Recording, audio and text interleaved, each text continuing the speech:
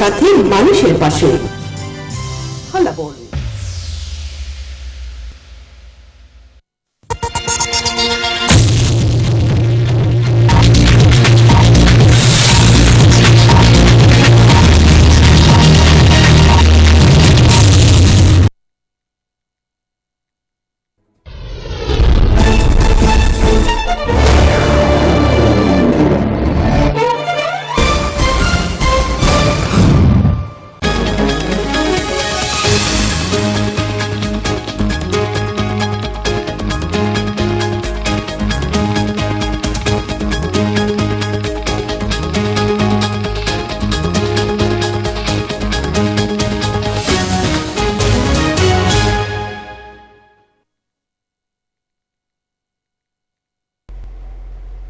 নমস্কার, আপনাদের স্বাগত বাংলা প্রাইম নিউজে। আমি রয়েছি আপনাদের সাথে মীনাক্ষী। বিস্তারিত সংবাদে যাব, কিন্তু তার আগে অবশ্যই এক নজর রাখবো সংবাদ শিরোনামে।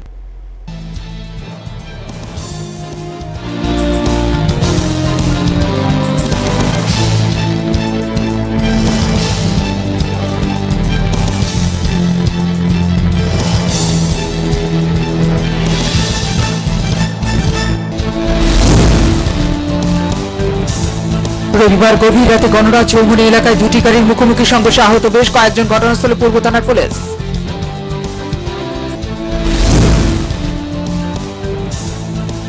ভোররাতে মঠ চৌমুহনী বাজারে ভয়াবহ অগ্নিকাণ্ড, 10 থেকে 12টি দোকান পুড়ে ছাই। ঘটনাস্থলে 9টি ইঞ্জিন।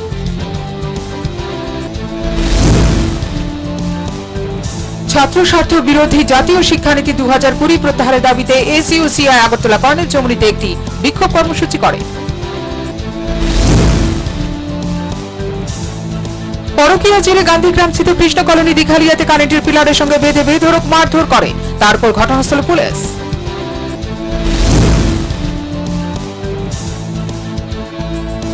প্রয়াত হলেন আসামের প্রাক্তন মুখ্যমন্ত্রী তরুণ গগৈ। মৃত্যুকালে তার বয়স হয়েছিল 86।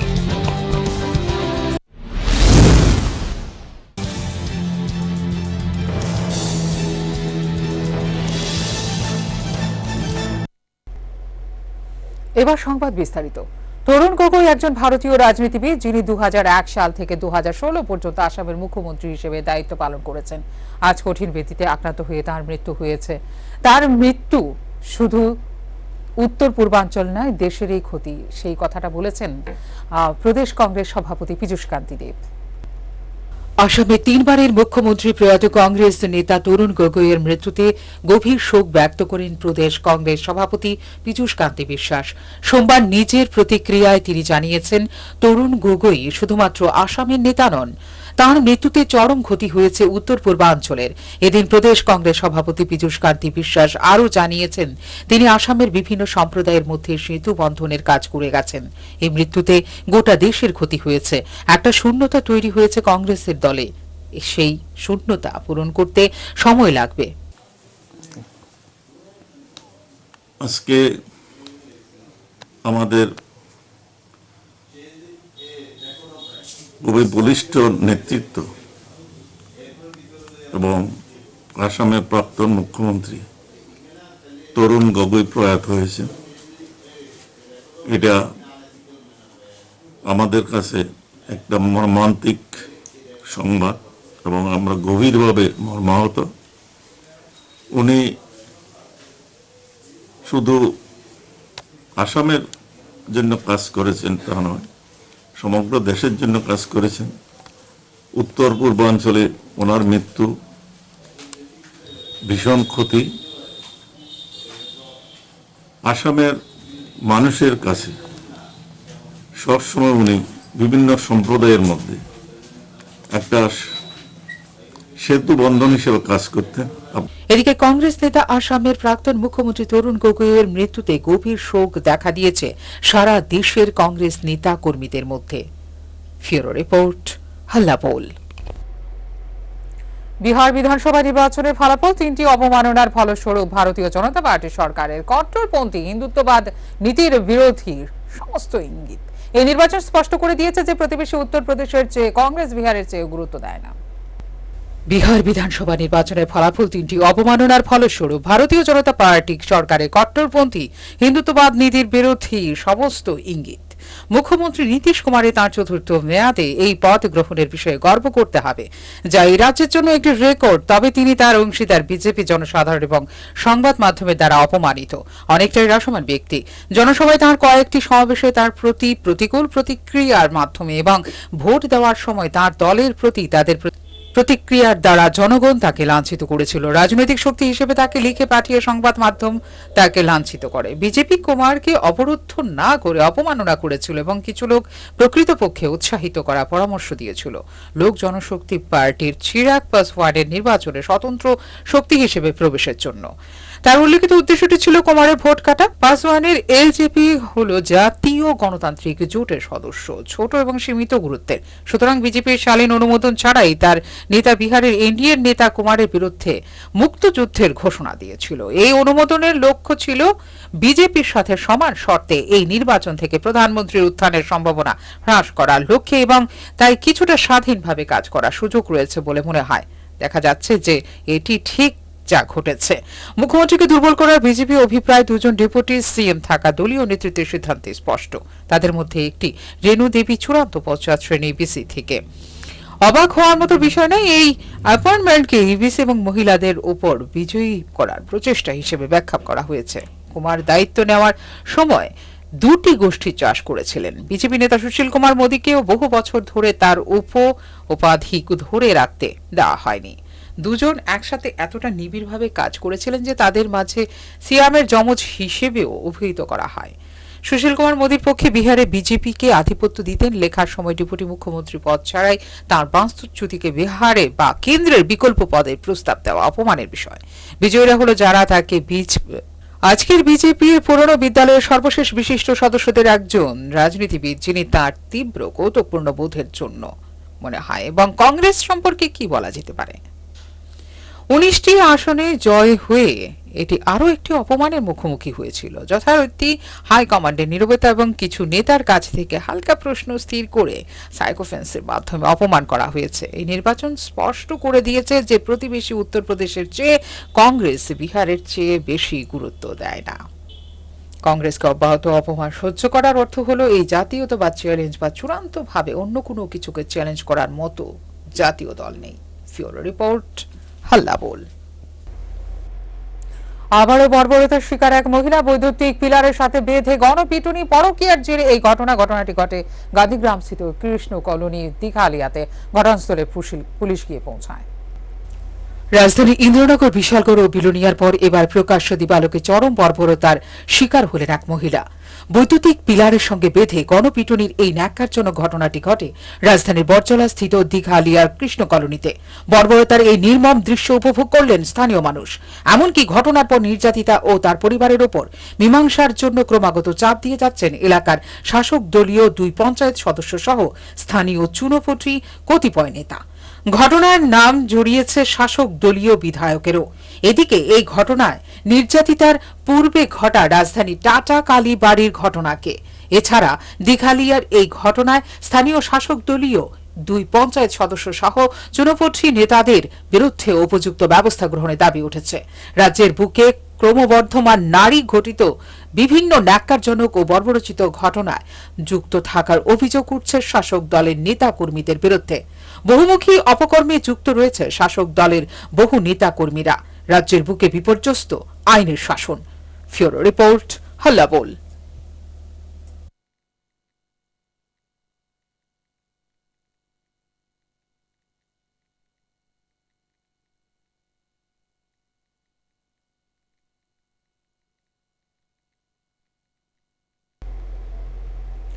বড়লোক একচেটিয়া পুঁজিপতিদের ছাড় দেওয়ার জন্য কেন্দ্রীয় ও কতিপয় রাজ্য সরকারের বাজেটে ঘাটতি তৈরি হচ্ছে। আর সেই ঘাটতি মেটানোর জন্য বিভিন্ন করের বোঝা চাপানো হচ্ছে সাধারণ মানুষের উপর। প্রায় প্রতিদিন এই দাম বাড়ছে পেট্রোল ডিজেলের। 26 নভেম্বর দেশব্যাপী ধর্মঘট ও 27 নভেম্বর দিল্লি অভিযান সম্পর্কে এই কথা জানিয়েছেন প্রাক্তন পরিবহন মন্ত্রী মানিক দে। কেন্দ্রীয় সরকার এবং রাজ্য সরকার তাদের বেশ কিছু বাজেট বড়লোকদের ছাড় দিচ্ছেন বলেই বাজেটে ঘাটতি তৈরি হচ্ছে। আর সেই ঘাটতি মেটানোর জন্যই দফায় দফায় কর চাপানো হচ্ছে সাধারণ মানুষের উপর। এই ফলশ্রুতিতে উত্তরোত্তর বৃদ্ধি করা হচ্ছে পেট্রোল ডিজেলের দাম। ফলে আক্রান্ত হচ্ছে পরিবহন শিল্প, অগ্নিমূল্য হচ্ছে জিনিসপত্রের দামও। আর্থিক দিক থেকে চরম ক্ষতিগ্রস্ত হচ্ছেন। ফলে আক্রান্ত হচ্ছে পরিবহন শিল্প, অগ্নিমূল্য হচ্ছে জিনিসপত্রের। আর্থিক দিক থেকে চরম ক্ষতিগ্রস্ত হচ্ছেন স্বল্প রোজগারের মানুষজন।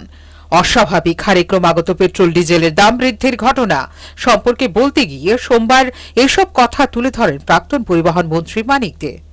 বলছেন পেট্রোল ডিজেলের দাম, এটা কি বলবো, এটা তো মানে কেন্দ্রীয় সরকারের এখন এবং অনেক রাজ্য সরকার, কেন্দ্রীয় সরকার এবং অধিকাংশ রাজ্য সরকারের তাদের বাজেটে বড় লোকদের ট্যাক্স ছাড় দিয়ে দিচ্ছে, বাজেটে ঘাটতি তৈরি হচ্ছে।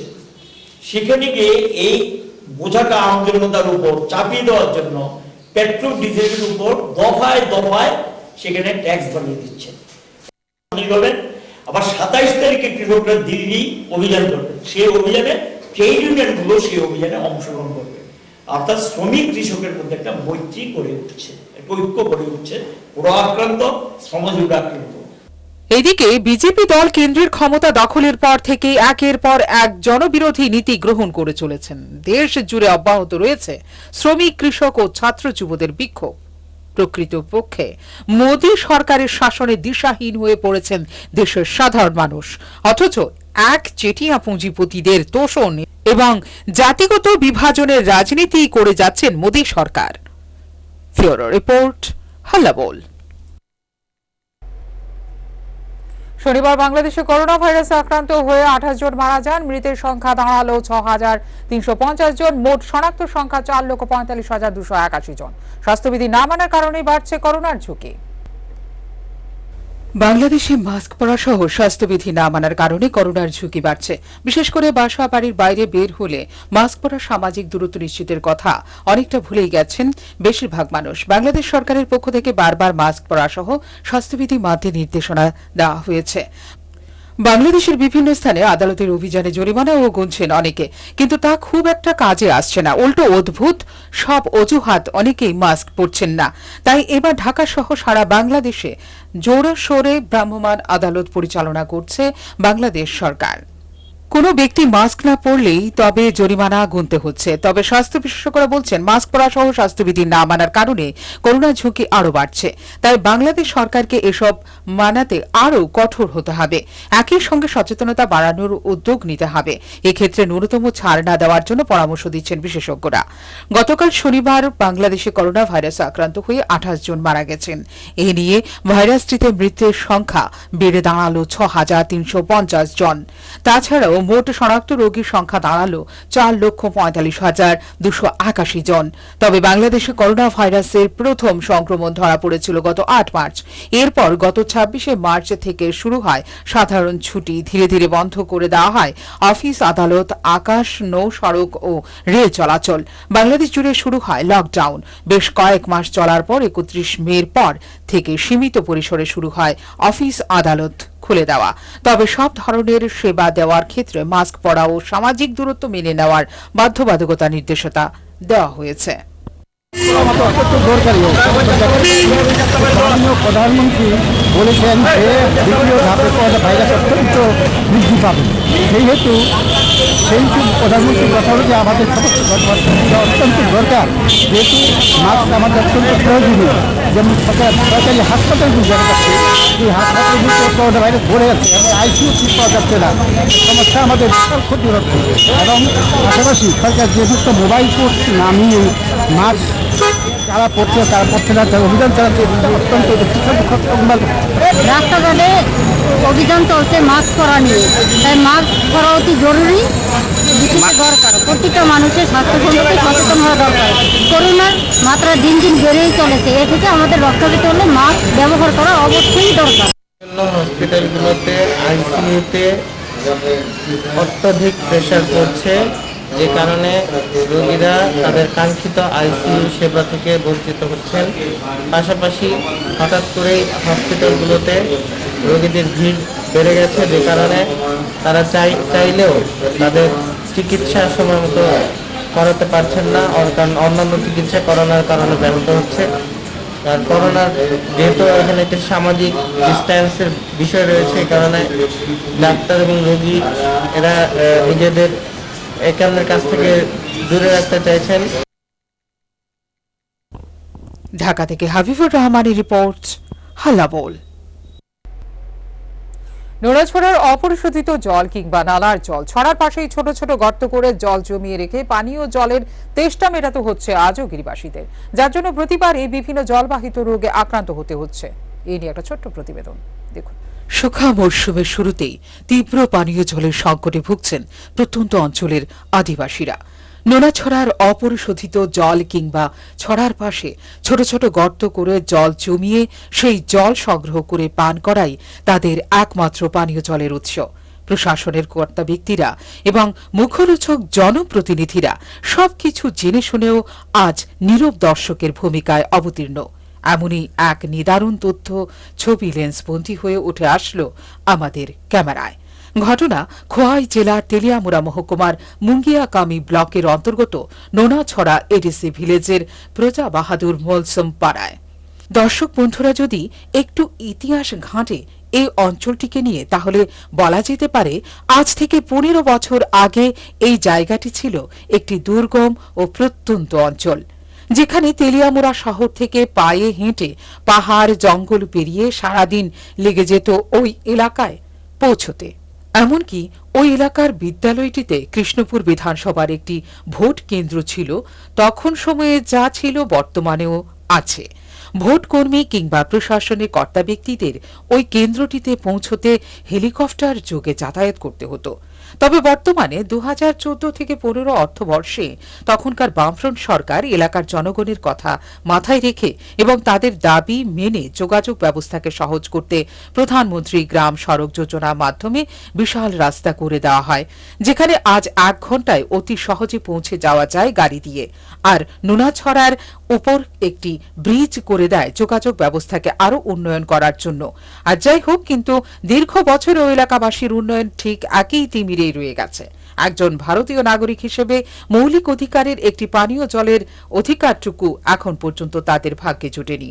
সেই চিরাচরিত বাপ ঠাকুর দাদার দেখানো পথ অনুসরণ করেই ছড়া কিংবা নালার জল কিংবা ছড়ার পাশে গর্ত করে জল জমিয়ে সেই জল ব্যবহার করে দিনানিপাত করে চলছে গিরিবাসীরা।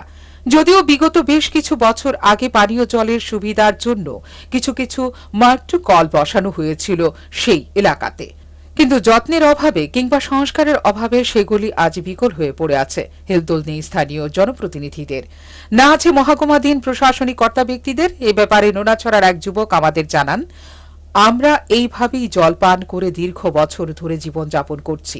আর এই জল পান করেই জলবাহিত রোগের প্রাদুর্ভাব ঘটে প্রতিনিয়ত এলাকা জুড়ে। বর্তমানে করোনা মহামারীর প্রকোপ সারা বিশ্ব জুড়ে। আর আমরা গ্রামবাসীরা সর্দি জ্বর কাশি নিয়ে এই ছড়াতেই স্নান কাপড় ধোয়া সহ সব কাজ করি, আবার সেই জলে আমরা পান করে থাকি, যে কারণে আমাদের জলবাহিত রোগ শোক প্রতি বছরই লেগে থাকে। বর্তমানে রাজ্য সরকারে যদি বড় ধরনের ফিল্টার বসিয়ে জলকে বিশুদ্ধ করে আমাদের পানীয়ের ব্যবস্থা করে দেয়, হয়তোবা তাহলে আমাদের এলাকার গিরিবাসীরা বেঁচে যাবে। এখন দেখার বিষয়, আমাদের খবর সম্প্রচারের পর রাজ্য সরকার এই প্রত্যন্ত অঞ্চলের গিরিবাসীদের জন্য বিশুদ্ধ পানীয় জলের কি ব্যবস্থা করে সেটাই দেখার। না ভোট আসলে সেই একই প্রতিশ্রুতি থেকে যায়, ঘরে ঘরে বিশুদ্ধ পানীয় জলের ব্যবস্থা করার প্রতিশ্রুতি। ফিওরো রিপোর্ট, হাল্লাবোল। ফসল ঘরে তুলে ছেলে মেয়েদের পড়াশোনার খরচ থেকে শুরু করে যাবতীয় পরিবারের ভরণ পোষণ করত কৃষি ফসল উৎপাদনের মাধ্যমে। সেগুলি এবছর হয়তোবা সম্ভবপর হবে না বলে মনে করছে কৃষককুল। মৌসুমী ধান ঘরে তোলার আগে অতি অনাবৃষ্টিতে খেতেই নষ্ট সোনালী ধান, মাথায় হাত খেটে খাওয়া কৃষকদের। এমনই এক চিত্র উঠে এলো তেলিয়ামুড়া মহকুমার উত্তর কৃষ্ণপুর, দক্ষিণ কৃষ্ণপুর, মধ্য কৃষ্ণপুর, 22 ঘড়িয়া, ব্রহ্মছড়া, মোহরছড়া সহ বিস্তীর্ণ কৃষি প্রধান এলাকাগুলো থেকে। যে ফসল ঘরে তুলে ছেলে মেয়েদের পড়াশোনার খরচ থেকে শুরু করে যাবতীয় খরচ সহ পরিবারের ভরণ পোষণ করতে কৃষি ফসল উৎপাদনের মাধ্যমে, সেগুলি এবছর হয়তোবা সম্ভবপর হবে না মনে করছেন কৃষককুল। একদিকে যেমন অতি অনাবৃষ্টির কারণে ক্ষেতের মধ্যে সোনালী ফসল নষ্ট হয়ে গেছে, অন্যদিকে ফসল ঘরে তুলতে না পেরে বড় ধান নতুনভাবে করাও সম্ভবপর হচ্ছে না। তাতে সারা বছরে খাদ্যের ঘাটতি দেখা দেবে কৃষক পরিবারগুলোর মধ্যে। যেহেতু পরিবারগুলি একমাত্র কৃষি নির্ভরশীল পরিবার, সেই জায়গায় কৃষি ফসল নষ্ট হওয়ার ফলে দারুণভাবে ক্ষতির সম্মুখীন তারা। অন্যদিকে তেলিয়ামুড়া কৃষি মহকুমার দফতর থেকে কোনো সাহায্যের আশ্বাস পাচ্ছে না তারা, এমনটাই জানিয়েছেন সংবাদ মাধ্যমের মুখোমুখি হয়ে। বছর যেমন ফলন হয় এবার এমন ফসল হয়েছে না, আমরা বৃষ্টি নষ্ট হয়েছে, পোকে মাকা ভিজা ভাঙ্গা ফিরে থাকা, জলে কিছু নষ্ট হয়ে গেছে। তো এই বিষয়টা আপনারা কৃষি ইয়েতে জানাইছি, তারা অনেক ফাটা ফসল দিয়া বুড়া জীবনের তারা চিন্তা করতেছে, ধান ক্ষেত চিন্তা করছে না। এখন দেখার বিষয় আমাদের সংবাদ মাধ্যমে সংবাদ প্রচারের পর রাজ্য কৃষি দপ্তর কি ধরনের পদক্ষেপ গ্রহণ করে। ফিওরো রিপোর্ট, হাল্লা বল। কেন্দ্রের শ্রমিক, কৃষক ও জনস্বার্থ নীতির বিরুদ্ধে 10টি ট্রেড ইউনিয়ন ফেডারেশন ও গণসংগঠন সমূহের ডাকে আগামী 26শে নভেম্বর বন্ধের সমর্থনে একটি সাংবাদিক সম্মেলন করেন তারা। কেন্দ্রের শ্রমিক, কৃষক ও জনস্বার্থ নীতির বিরুদ্ধে 10টি ট্রেড ইউনিয়ন ফেডারেশন ও গণসংগঠন সমূহের ডাকে আগামী 26শে নভেম্বর বৃহস্পতিবার ভারত বন্ধের সমর্থনে সোমবার উদয়পুর মহকুমার স্থানীয় দপ্তরে অনুষ্ঠান হয় সংবাদ সম্মেলন। উপস্থিত ছিলেন সিপিএম এর উদয়পুর বিভাগের কমিটি সম্পাদক মানিক বিশ্বাস, নিতাই বিশ্বাস, দিলীপ দত্ত সহ প্রমুখ নেতৃত্বরা। জানান, গত কিছুদিন আগে পার্টির তরফ থেকে সোমবার সকাল 11টার জামতলায় 26শে নভেম্বর বন্ধের সমর্থনে এক পথসভা করার জন্য প্রশাসনের নিকট লিখিত অনুমতি চেয়ে চিঠি দেওয়া হয়েছিল বলে জানান নেতৃত্বরা। এদিকে নেতৃত্বরা ক্ষোভের সঙ্গে জানান, সোমবার পথসভা শুরু করার কয়েক মিনিট আগে পুলিশ এসে জানায় পথসভার অনুমতি দেওয়া হবে না, এমনকি মাইক ব্যবহারও করা যাবে না বলে জানান নেতৃত্বরা সাংবাদিক সম্মেলনে। এই ঘটনায় পুলিশের ভূমিকায় নিন্দা জানায় নেতৃত্বরা। মাননীয় মহকুমা শাসকের কাছে আমরা গিয়ে দরখাস্ত করলাম। দরখাস্ত করার পর উনি রিকমেন্ড করলেন আজকে সকালবেলা 10টা, 10:30টার সময়, 11টার সময়, এই সময়ের মধ্যে বিভিন্ন দিক থেকে টেলিফোন করতে শুরু করলেন। পুলিশের তরফ থেকে জানানো হলো যে আপনাদের মাইক বাঁধার আমরা পারমিশন দেবো না, মাইক বাঁধতে পারবেন না, 5 মিনিটের বেশি সময় দিতে পারবো না, আপনারা যদি প্রোগ্রাম করতে 5 মিনিটের মধ্যে শেষ করতে হবে। আমি তখন বললাম 5 মিনিটের মধ্যে কি করে সম্ভব, অন্তত 1 ঘন্টা সময় লাগবে, 1 ঘন্টাও পারবেন না দিতে। শেষ পর্যন্ত আমরা আধা ঘন্টা ঠিক করার আমাদের বক্তব্য রাখার অধিকার দিই। তারা বললো না, আমরা দিতে পারবো না, 30 তারিখ পর্যন্ত কোনো রকম অনুমতি ইত্যাদি দেওয়া হবে না, তবে মাইক তো বাঁধতেই পারবেন না। তো মাইক যদি না বাঁধতে পারি আমরা পথসভা কি করে করবো? সেই কারণে আমরা পুলিশ প্রশাসনের এই যে ভূমিকা, এই ভূমিকা একটি নিন্দা করছি। এবং পুলিশ প্রশাসন, পুলিশ তো রাষ্ট্রশক্তি, পুলিশ তো জনগণকে রক্ষা করা, সম্পদ রক্ষা করার জন্য। পুলিশ যদি এই সমস্ত ভূমিকা নেয়, সংবিধানের যে অধিকার, আমাদের আন্দোলন করার, বাঁচার অধিকার, আমাদের কথা বলার অধিকার, সেই অধিকারগুলি থেকে খর্ব করছে। এই অবস্থার মধ্যে দাঁড়িয়ে অতীব দুঃখের সাথে আমরা জানাচ্ছি যে পুলিশের এই যে ভূমিকার জন্য আমাদের গণতান্ত্রিক অধিকার সেখানে খর্ব হচ্ছে। 26শে নভেম্বর বন্ধকে সাফল্য করার জন্য ব্যবসায়ীরা দোকানপাট বন্ধ রেখে গাড়ি চালকরা গাড়ি না চালিয়ে বন্ধের সমর্থন করার জন্য এবং সমাজের সব অংশের মানুষের কাছে আহ্বান জানিয়েছেন সিপিএম বিভাগের নেতৃত্বরা। উদয়পুর থেকে মানিক সাহার রিপোর্ট, হাল্লা বল। ফের রাজধানীর বুকে ভয়াবহ অগ্নিকাণ্ডের ঘটনায় আতঙ্ক গোটা শহর জুড়ে। রাধানগর, কাঁঠালতলী বস্তি, প্রতাপগড় বাজারের পর এবার গভীর রাতে বিধ্বংসী অগ্নিকাণ্ডে ভস্মীভূত রাজধানীর বট চৌমুহনী বাজারের বেশ কিছু দোকান। রবিবার গভীর রাতে বিধ্বংসী অগ্নিকাণ্ডে ভস্মীভূত রাজধানীর মঠ চৌমুহনী বাজারের প্রায় 10 থেকে 12টি দোকান। রাত 2টো নাগাদ এই অগ্নিকাণ্ডের খবর পেয়ে ঘটনাস্থলে ছুটে যায় দমকলের বেশ কয়েকটি ইঞ্জিন। ঘটনার বিবরণ দিতে গিয়ে ক্ষতিগ্রস্ত দোকানদাররা জানিয়েছেন সর্বশান্ত হয়ে গেছেন তারা। এর মধ্যে এক মহিলার মোবাইল দোকানও রয়েছে। সাক্ষাৎকারে এই মহিলা জানিয়েছেন কমপক্ষে 2 থেকে 2.5 লক্ষ টাকা ক্ষতি হয়েছে তাদের। কি খবর ভাই আছেন আপনি? আগুন লাগছে, খবর পাইছি। মানে আপনার কি দোকানটা কিসের? আপনার মোবাইলের দোকান। কি ক্ষতি হয়েছে মনে করে? কিচ্ছু নাই দোকান? না, দোকানে কিছু নাই, কম্পিউটার, মেশিন টেশিন, যন্ত্র, জিনিসপত্র, মোবাইলের একটা দোকান, সব শেষ। কত টাকা ক্ষতি হয়েছে আমাদের? না না না, 2.5 লাখ টাকা, 3 লাখ টাকা। এতে তো আর হিসাব নাই তো, ওইটা কত যন্ত্র, কত কিসের থেকে আগুন লাগছে কোনো খবর তো পাইছি? সকালবেলা আইছি। অপর এক দোকানদার জানিয়েছেন আগুন তীব্রতা অতিরিক্ত ছিল বলেই কোনো প্রকার মালপত্র বের করতে পারেননি তারা। ঘটনাটা কি, এখানে আমরা যখন আসি অলরেডি আগুন লেগে গেছে। আমরা এই মিষ্টির দোকানটা তখন অলরেডি আগুন জ্বলতে আছে, গ্যাস ট্যাস আছে তো দোকানে, এটা যখন ফাটতে শুরু করছে অলরেডি আমরা দোকানেও আগুনটা ছড়াই গেছে। ছড়াইতে তো দেখি পুরো আমরা দোকানেও পুরো আগুন ভর্তি। যখন বাস টাস করতে আসে এর লেগে আমরা দোকান খুলতে পারছি না। আর যখন এই দমকল এসে যখন দিল আস্তে আস্তে তো সব কিছু ঠিকঠাক হলো। যখন খুলে দেখি তো সব একবারে আগুনে শেষ, আর কিছু নাই। প্রাথমিক জানানো হয়েছে কিসের আগুন লাগতে পারে এটা আমরা জানি। আমরা যখন এসেছি তখন অলরেডি আগুন ছড়িয়ে গেছে। আমরা যখন খবর পাই তখন আমরা দোকানেও অলরেডি আগুন ঢুকে গেছে। এদিকে মঠচৌমুনি বাজারে অগ্নিকাণ্ডের পর সোমবার সকালে ভস্মীভূত দোকানগুলো পরিদর্শনে যান বিজেপি দলের সদর জেলা কমিটির সভাপতি অলোক ভট্টাচার্য। কথা বলেন ক্ষতিগ্রস্ত ব্যবসায়ীদের সঙ্গে। সাক্ষাৎকারে রাজধানীর বুকে পরপর অগ্নিকাণ্ডের ঘটনায় চরম উদ্বেগ প্রকাশ করেন তিনি। কাল রাত আনুমানিক 2টা নাগাদ আমাদের এই মঠচৌমুনি বাজারে অগ্নিকাণ্ডের কারণে ব্যাপক ক্ষতি হয়েছে। কারোর ফুলের দোকান ছিল, সাইকেলের দোকান ছিল, ফাস্টফুডের দোকান ছিল, মিষ্টির দোকান ছিল। এক ফুলের দোকানে কালকে মতো বিয়ে বাড়ির জন্য 8 লাখ টাকার ফুল এসেছিল। তো এই অগ্নিকাণ্ডের প্রাথমিক তদন্ত ছাড়া কোনো মন্তব্য করা উচিত নয়। কিন্তু আমাদের মনে একটা সন্দেহ হচ্ছে যে কিছুদিন আগে প্রতাপগড় বাজারে আগুন লাগলো, তার আগে ভাটিয়া বয়নগরে আগুন লাগলো, আজকে মঠচৌমুনিতে এরকম একটা ঘটনা ঘটে গেল। এটা আমাদের মনে সন্দেহের উদ্রেক করছে। আমরা প্রশাসনের কাছে দাবি জানাচ্ছি যে বিষয়টার একটা তদন্ত করার জন্য। গভীর রাতে অগ্নিকাণ্ডে ক্ষতিগ্রস্ত দোকান ব্যবসায়ীরা সব হারিয়ে বর্তমানে চোখের জলে বুক ভাসাচ্ছেন। এছাড়া রাজধানীর বুকে পরপর ভয়াবহ অগ্নিকাণ্ডের ঘটনায় আতঙ্ক ছড়িয়েছে তিলোত্তমা শহর আগরতলা জুড়ে। ফিউরো রিপোর্ট, হাল্লাবোল।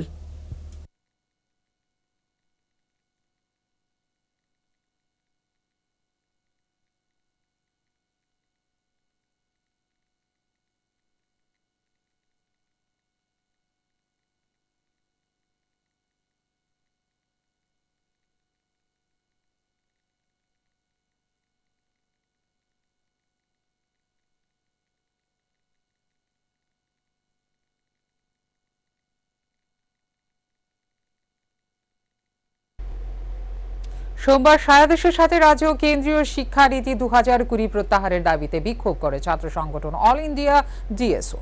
বিক্ষোভ কর্মসূচি থেকে দেশের রাষ্ট্রপতির উদ্দেশ্যে রাজ্যপালের নিকট স্মারকলিপি প্রদান করে সংগঠনটি। সম্প্রতি করোনা পরিস্থিতিকে কাজে লাগিয়ে বিজেপি শাসিত কেন্দ্রীয় সরকার ছাত্র স্বার্থ বিরোধী, গণতন্ত্র ও ধর্মনিরপেক্ষ বিরোধী জাতীয় শিক্ষানীতি 2020 প্রণয়ন করে।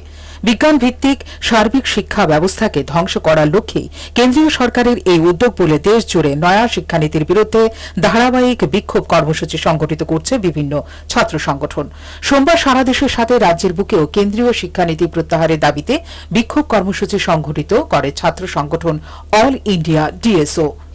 রাজধানী কর্নেল চৌমুহনীতে সংঘটিত এই বিক্ষোভ কর্মসূচি থেকে অবিলম্বে নয়া শিক্ষানীতি প্রত্যাহারের দাবিতে দেশের রাষ্ট্রপতির উদ্দেশ্যে রাজ্যপালের নিকট স্মারকলিপি প্রদান করে সংগঠনটি। দিনের এই বিক্ষোভ কর্মসূচি এবং গণস্বাক্ষর সম্বলিত স্মারকলিপি প্রদান সম্পর্কে বলতে গিয়ে ডিএসওর রাজ্য সম্পাদক রামপ্রসাদ আচার্য জানিয়েছেন, all India democratic students organisation আজকে আমরা এখানে বিক্ষোভ প্রদর্শন করছি। আপনারা দেখতে পাচ্ছেন জাতীয় শিক্ষানীতি 2020 অবিলম্বে বাতিল করতে হবে এই দাবিতে। আপনারা জানেন গত 29 জুলাই ভারতবর্ষের কেন্দ্রীয় সরকার, বিজেপি সরকার অগণতান্ত্রিকভাবে যখন করোনা পরিস্থিতিতে সারা দেশ স্তব্ধ, শিক্ষা প্রতিষ্ঠান সম্পূর্ণভাবে বন্ধ, পার্লামেন্ট বন্ধ, সেই অবস্থায় জাতীয় শিক্ষানীতি 2020 চালু করেছে। একটা অত্যন্ত অগণতান্ত্রিক, ছাত্র স্বার্থ বিরোধী এই জাতীয় শিক্ষানীতি। আমরা সেই দিন থেকে আন্দোলন করে আসছি এবং ধারাবাহিকভাবে আমরা মাননীয় প্রধানমন্ত্রীর নিকটেও আমরা সর্বভারতীয় কমিটির পক্ষ থেকে স্মারকলিপি দিয়েছি যে অবিলম্বে এগুলি বন্ধ করতে হবে জাতীয় শিক্ষানীতি 2020। তারই ধারাবাহিকতায় আজ 23 নভেম্বর আমাদের সর্বভারতীয় কমিটি সারা দেশব্যাপী ছাত্র যুবক থেকে প্রায় মোর দেন 10 লাখ সই সংগ্রহ করে আজকে রাষ্ট্রপতির উদ্দেশ্যে স্মারকলিপি প্রেরণ করা হবে। এদিকে শুধুমাত্র বিভিন্ন ছাত্র সংগঠন নয়, সর্বনাশা নয়া শিক্ষানীতি প্রত্যাহারের দাবি তুলেছেন দেশের বিভিন্ন শিক্ষক সংগঠন ও বুদ্ধিজীবী সংগঠন। ফিউরো রিপোর্ট, হাল্লাবোল। আগামী 2-3 মাসের মধ্যে ট্রায়াল পর্ব সম্পন্ন করতে পারে ভারতে তৈরি কোভিড ভ্যাকসিন। রবিবার এই বার্তা দিলেন কেন্দ্রীয় স্বাস্থ্যমন্ত্রী হর্ষবর্ধন। নভেম্বর মাসে ভারতে তৈরি প্রথম কোভিড ভ্যাকসিন কোভ্যাক্সিনের তৃতীয় তথা চূড়ান্ত পর্বে ট্রায়াল শুরু করেছে আইসিএমআর এবং উৎপাদক সংস্থা ভারত বায়োটেক। পরীক্ষায় অংশগ্রহণ করেছেন প্রায় 26,000 স্বেচ্ছাসেবী। ভারতের তৈরি কোভিড ভ্যাকসিনের মধ্যে সবচেয়ে এগিয়ে রয়েছে কোভ্যাক্সিন। আগামী 1-2 মাসের মধ্যে ট্রায়াল পর্ব সম্পূর্ণ করতে পারে ভারতের তৈরি এই ভ্যাকসিন। রবিবার এই বার্তা দিলেন কেন্দ্রীয় স্বাস্থ্যমন্ত্রী হর্ষবর্ধন। গতকাল এক ওয়েব কনফারেন্সে হর্ষবর্ধন জানান, আমরা দেশীয় ভ্যাকসিন তৈরির প্রক্রিয়ায় তৃতীয় পর্বে ট্রায়াল চালাচ্ছি, যা আগামী 1 বা 2 মাসের মধ্যে সম্পূর্ণ হবে। আগামী জুলাই মাসের মধ্যে 20 থেকে 25 কোটি মানুষকে প্রথম দফায় টিকা দেওয়ার পরিকল্পনা করেছে সরকার। প্রসঙ্গত চলতি মাসের সংবাদ সংস্থা রয়টার্সকে এক আইসিএমআর আধিকারিক জানিয়েছেন যে আগামী ফেব্রুয়ারি-মার্চ মাসের মধ্যে ভারতে তৈরি প্রথম কোভিড ভ্যাকসিন বাজারে আসতে চলেছে। আবার ভারত বায়োটেক আলাদাভাবে রয়টার্সকে জানিয়েছে 2021 সালের মার্চ-এপ্রিল মাসের মধ্যে কোভ্যাক্সিন চূড়ান্ত পর্বে ট্রায়াল শেষ হবে। তবে স্বাস্থ্যমন্ত্রীর দাবি, গত সেপ্টেম্বর মাসে চাইলে সরকার জরুরি ভিত্তিতে বিশেষ করে ঝুঁকি বহুল কর্মজগতে বর্ষীয়ান নাগরিকদের জন্য ভ্যাকসিনের অনুমোদন দিতে পারত। ভারতীয় স্বাস্থ্য আধিকারিকরা জানিয়েছেন, কোভিড রোধে কোভ্যাক্সিন সহ মোট 5টি স্থানীয় পরীক্ষায় উত্তীর্ণ ভ্যাকসিনের উপরে আস্থা রাখা হচ্ছে। গত শুক্রবার সিরাম ইন্ডিয়ার সিইও জানান, আগামী জানুয়ারি মাসের মধ্যে ভারতের স্বাস্থ্যকর্মী ও প্রবীণ নাগরিকদের জন্য টিকা সরবরাহ করা হবে। ফিউরো রিপোর্ট, হাল্লা বল। রাজ্যের বুকে উত্তরোত্তর বৃদ্ধি পাচ্ছে যান দুর্ঘটনা, বাড়ছে হতাহতের সংখ্যা। রবিবার রাতে রাজধানীর গণরাজ চৌমুহনীতে মারুতি 800 কার ও ইকো গাড়ি সংঘর্ষের ঘটনায় আহত হন একজন। রাত বাড়ার সাথে সাথেই মুখ থুবড়ে পড়ে স্মার্ট সিটির ট্রাফিক সিগন্যাল সিস্টেম। এর সুবাদে রবিবার রাতে রাজধানীর গণরাজ চৌমুহনী ট্রাফিক পয়েন্টে সংঘর্ষের ঘটনা ঘটে মারুতি 800 কার ও ইকো গাড়ির মধ্যে। ঘটনার বিবরণে প্রকাশ, গণরাজ চৌমুহনী স্থিত ট্রাফিক পয়েন্টের কাছে দ্রুতগতি সম্পন্ন একটি ইকো গাড়ি বিপরীতমুখী বটতলার দিক থেকে আসা TR01C 0233 নম্বরের মারুতি গাড়িকে সজোরে ধাক্কা মারে পালিয়ে যায় ঘটনাস্থল থেকে। এই সম্পর্কে মারুতি কারের চালক জানিয়েছেন, ডাইরেক্ট মেরে দিছে, মেরে সেটা মারছে পরে হেয়ার গাড়িটাও একটু নষ্ট হয়েছে, গাড়িটা থেকে ব্যাক গিয়ার করছে, সুজা বেরিয়ে গেছে, হোয়াইট কালার ইকো গণরাজ চৌমুহনী থেকে সুজা বেরিয়ে গেছে। আমাদের গাড়ি একদম নর্মাল আসতো, হাই স্পিড হয়েছে গাড়িটা, সেটা ডাইরেক্ট মেরে দিছে, মেরে সেটা এরপরে বেরিয়ে গেছে। তো অনেকে ট্রাফিক সিগন্যাল ছিল, ট্রাফিক সিগন্যাল বন্ধ আসতো, বন্ধ আসতো। এইটা না শুধু আমরা, আমি বটতলা থেকে আইসি, বটতলা আমার বন্ধুর বাড়িতে গেছিলাম, ওইখান থেকে আইতে যতটুকু ট্রাফিক সিগন্যাল পাইছি সবটাই বন্ধ আসতো, যে কারণে আমরাও চলতে আসি। আর আমার গাড়ি স্লো আসলো, এত হাই স্পিড আসলো, সিসি ক্যামেরা হয়তো বা আছে, এটা চেক করলে ফোন দেবে। এদিকে সড়ক দুর্ঘটনার খবর পেয়ে ঘটনাস্থলে ছুটে যায় পূর্ব থানার পুলিশ। পুলিশের বক্তব্য হচ্ছে, সাদা রঙের মারুতি ইকো গাড়িটির ঘটনা পরেই ঘটনাস্থল থেকে পালিয়ে যায়। একটা খবর এসেছিল যে একটা ওই গণরাজ মানে একটা RTA হয়েছে, মারুতি 800 আর একটা ইকো মারুতি ইকো গাড়ির মধ্যে। খবর পেয়ে আমরা স্পটে আসলাম, ঠিক আছে। তো এখানে এসে একটা গাড়ি পেয়েছি, মারুতি 800টাই আমরা পেয়েছি, ঠিক আছে। আর মারুতি যে ইকো হোয়াইট কালার, এটাকে তো স্পটে পাইনি, ঠিক আছে। যারা প্রত্যক্ষদর্শী তারা দেখেছে ওইটার নাম্বার সব আমরা নোট করেছি। ভেহিকেলটা এখন আমাদের PSA নিয়ে যাচ্ছি। অপরদিকে রাজ্যের বুকে উত্তরোত্তর বৃদ্ধি পাচ্ছে সড়ক দুর্ঘটনার ঘটনা। প্রশ্ন উঠছে সড়ক নিরাপত্তা ও ট্রাফিক ব্যবস্থার মান উন্নয়ন নিয়ে। ফিউরো রিপোর্ট, হাল্লা বল।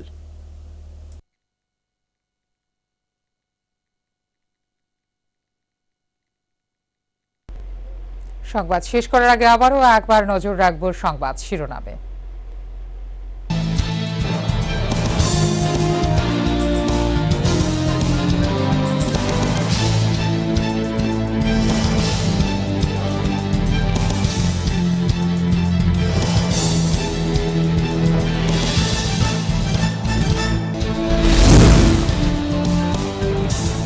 রবিবার গভীর রাতে গণরাজ চৌমুহনী এলাকায় দুটি গাড়ির মুখোমুখি সংঘর্ষে আহত বেশ কয়েকজন। ঘটনাস্থলে পূর্ব থানার পুলিশ।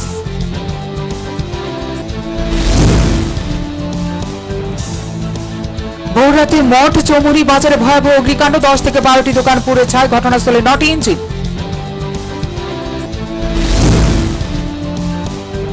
ছাত্র স্বার্থ বিরোধী জাতীয় শিক্ষানীতি 2020 প্রত্যাহারের দাবিতে এসইউসিআই আগরতলা কর্নেল চৌমুহনীতে একটি বিক্ষোভ কর্মসূচি করে। পরকীয়া জেরে গান্ধীগ্রাম স্থিত কৃষ্ণ কলোনি দীঘালিয়াতে কারেন্টের পিলারের সঙ্গে বেঁধে বেধড়ক মারধর করে, তারপর ঘটনাস্থলে পুলিশ।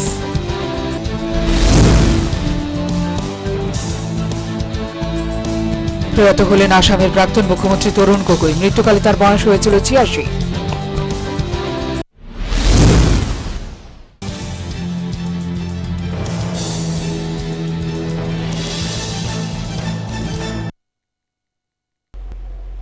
এখনকার মতো